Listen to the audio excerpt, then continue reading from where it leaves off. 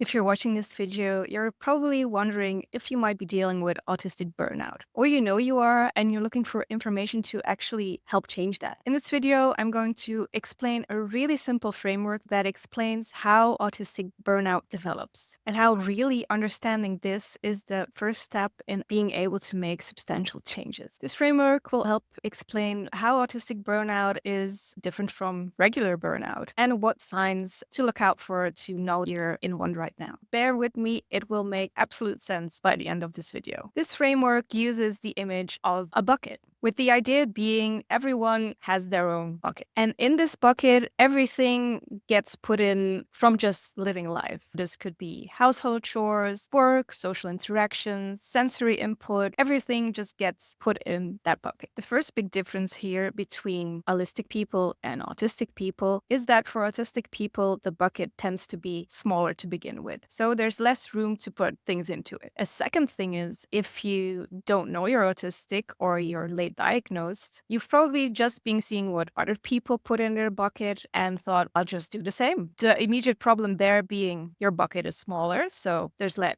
room to put things in it. But you're also looking at people that work very differently to you. So what for the allistic person might be something really small that they put in their bucket might be very big for you. Also, the bucket comes equipped with certain faucets. If you don't know you're autistic, you're looking at what other faucets allistic people use. Maybe they're not really compatible with your bucket that works a bit differently. So it gets clogged, it only drips a bit, it doesn't work at all. So this leads to the bucket filling up way more easy and making it a lot harder to actually drain the bucket. So you can imagine that bucket will overflow at some point. If it overflows once in a while, that's not really an issue. That's actually quite a healthy, normal stress response. Everyone has that. For example, a big life event happens and dumps a big thing into the bucket, then it will kind of splash over. That can create some pretty intense feelings, but they tend to be short-lived, and then the water level stabilizes again. The basis for autistic burnout is when that bucket is continuously full or nearly full, and the smallest drop inside the bucket makes it overflow. So it's constantly overflowing in a way, and when big things happen, it also has these splashes on top of it. We're coming to the part where it's going to make sense. Because when the bucket overflows, we tend to see two big reactions. The first one is more what you might call fight-flight response. And this is anything from feeling very agitated, anxious, feeling like you need to keep doing things, but also irritation, frustration, maybe even aggression to other people, to objects, to yourself. And when there's a big splash of the bucket, this tends to escalate to what we could call meltdowns, which is essentially also a fight-flight response, but so intense that you feel like you have absolutely no control over it anymore.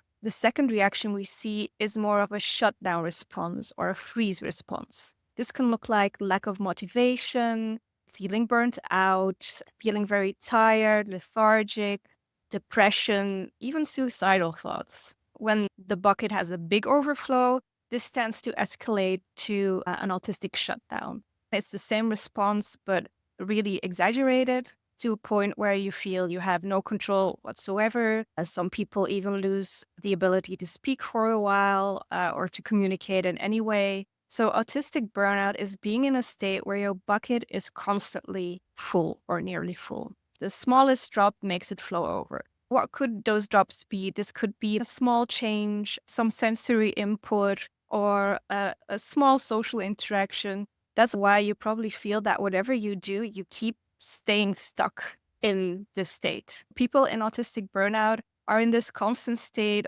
of either having more of the fight-flight responses, so being very irritated and frustrated and agitated all the time, or more of the shutdown freeze responses, so having no motivation whatsoever, not being able to get out of bed, not being able to do the most simple tasks, etc. People in autistic burnout also tend to experience a lot more meltdowns and shutdowns because a big wave of the bucket happens a lot more easily because it's already so full. Also, the recovery period for a meltdown or a shutdown will probably be a lot longer because you don't really have that room in your bucket to buffer that experience. So how does this differ from a normal burnout?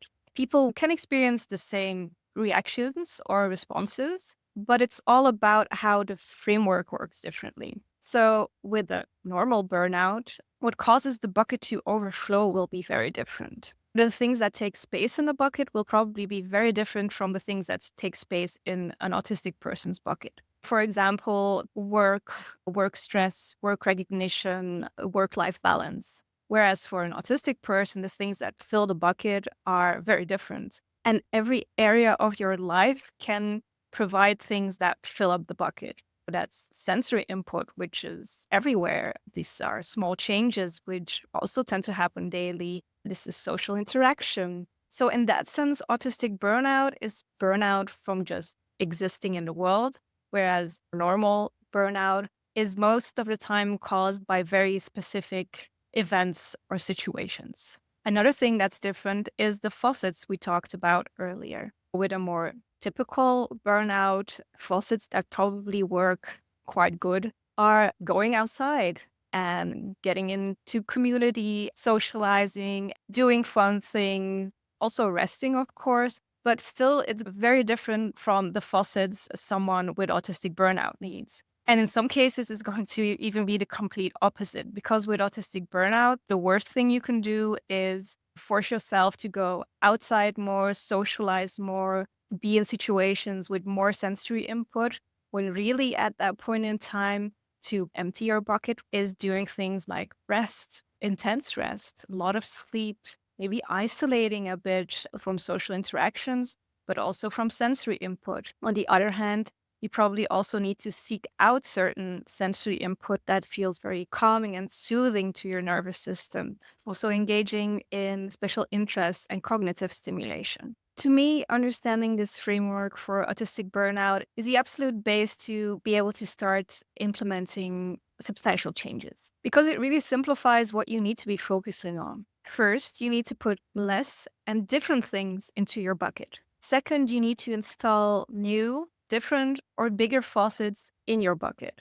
I've already given some practical examples, but I will be making a second follow-up video to go way more in depth and give you a step-by-step plan on how to work with this framework to implement practical changes to get out of autistic burnout eventually. Click the subscribe button if you really don't want to miss out on that one. If you're still here at the end of the video, I'm guessing it's because the information was pretty helpful for you. So if you want to support me to be able to keep making these videos, because it's a new channel and I'm just starting out, then please subscribe, comment, save this video to boost my engagement and to make sure that more people will be able to see the video and I can keep on making more content for you.